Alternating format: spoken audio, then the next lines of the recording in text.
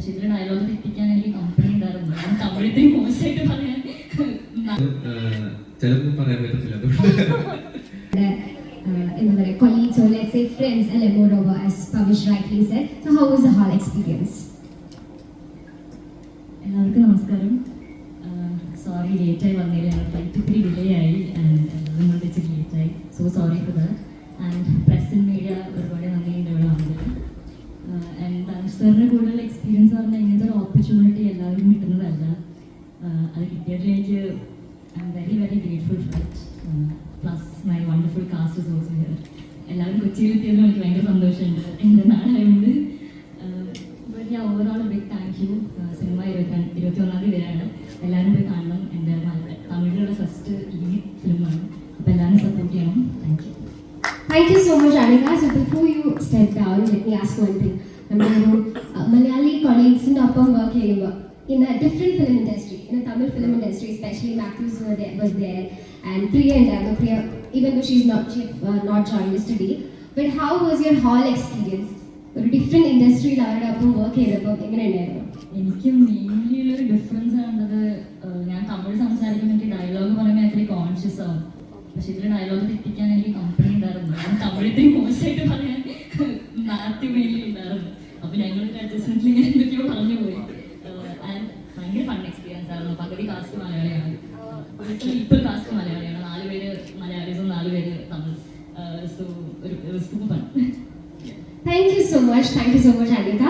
Yes, especially when you are in it, like Gen Z kids ഒക്കെ eagerly look forward in ഒരു film ആയിരിക്കും. So what do you have to say about it? Thank you so much. ഭയങ്കര അടിപൊളിയായിരുന്നു experience. എനിക്ക് sir ആദ്യം വിളിച്ചപ്പോൾ ഞാൻ ഭയങ്കര എക്സൈറ്റഡ് ആയിരുന്നു. ഞാൻ ഓർത്ത് സാറ് ആക്ട് ചെയ്യുന്ന ഒരു പടത്തിലൊക്കെ അങ്ങനെ എന്തോ ഇതായിട്ടാണ് വിളിച്ചതെന്ന് വിചാരിച്ചത്. പക്ഷെ സാർ ഡയറക്റ്റ് ചെയ്ത് സാർ തന്നെ എഴുതിയ പടം. അപ്പോൾ ഭയങ്കര നല്ല എക്സ്പീരിയൻസ് ആയിരുന്നു. കാരണം സാറ് നമുക്ക് അഭിനയിച്ച് കാണിച്ചത്. അപ്പോൾ അത് ഭയങ്കര രസമാണ്. എന്നിട്ട് നമ്മളത് റീക്രിയേറ്റ് ചെയ്യാനുള്ളത് കുറച്ച് ബുദ്ധിമുട്ടാണ്. പക്ഷെ ഭയങ്കര രസമായിരുന്നു. സാർ നമുക്ക് സമയം തരും, എല്ലാം ഡീറ്റെയിൽ ആയിട്ട് പറഞ്ഞു തരും. അപ്പോൾ ഭയങ്കര ജോളിയായിരുന്നു. ഞങ്ങൾ എല്ലാവരും എപ്പോഴും ഒരുമിച്ചുണ്ടാവും. അപ്പോൾ ഭയങ്കര അടിപൊളിയായിരുന്നു. 21 ഫെബ്രുവരി പടം വരുന്നുണ്ട്. അപ്പോൾ ഭയങ്കര ഹാപ്പിയാണ്. ആക്ച്വലി റൊമാൻസ് ഇപ്പോൾ അത്യാവശ്യം അടിപൊളിയായിട്ട് പോകുന്നുണ്ട്. അപ്പോൾ അതുകൊണ്ട് ഇതും കൂടെ വരുമ്പോൾ ഭയങ്കര ഹാപ്പിയാണ് ഞാൻ.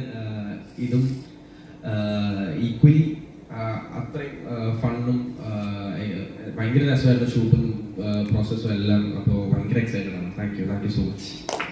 Thank you so much Mathew. So നമ്മുടെ സെറ്റിൽ നിങ്ങളെല്ലാവരും ഒരുമിച്ച് I know it would be great fun because എല്ലാവരും യങ്സ്റ്റേഴ്സ് ആണ്, ഓൾമോസ്റ്റ് സിമിലർ ഏജിലുള്ളവരാണ്. എന്തെങ്കിലും ഒരു സ്പെഷ്യൽ ഇൻസിഡന്റ് ഓർമ്മയുണ്ടോ? Like to say funny incident or the most memorable thing, അങ്ങനെ എന്തെങ്കിലും ഷെയർ ചെയ്യാൻ ഓർമ്മയുണ്ടോ? ഓർ നിങ്ങൾക്ക് ആർക്കെങ്കിലും ജോയിൻ ചെയ്യണമെന്നുണ്ടെങ്കിൽ you can share it together also, that's fine. ഇല്ല, എല്ലാം ഭയങ്കര രസമായിരുന്നു. ചിലപ്പോൾ പറയാൻ പറ്റത്തില്ല. ഇല്ല, പക്ഷെ ഭയങ്കര അടിപൊളിയായിരുന്നു. ഷൂട്ട് ഡേയ്സ് കുറവായിരുന്നു. ഒരു 40 മൊത്തം ഷൂട്ട് ഡേയ്സ് അത്ര ഉണ്ടായിരുന്നു. പക്ഷെ ഒരു ഇത്തിരി സമയമെടുത്ത ഷൂട്ട് ചെയ്ത്. അപ്പൊ ഞങ്ങൾ ഇങ്ങനെ ഇടയ്ക്കിടയ്ക്ക് മീറ്റ് ചെയ്യും. പക്ഷെ ഭയങ്കര രസം. നമ്മള് ഷൂട്ടൊന്നും ഇല്ലാത്തപ്പോൾ എവിടെയെങ്കിലൊക്കെ പുറത്തു പോകും. എല്ലാവരും ഒരുമിച്ച് പുറത്തൊക്കെ പോകും. ഭയങ്കര അടിപൊളിയായിരുന്നു. Thank you so much Mathew.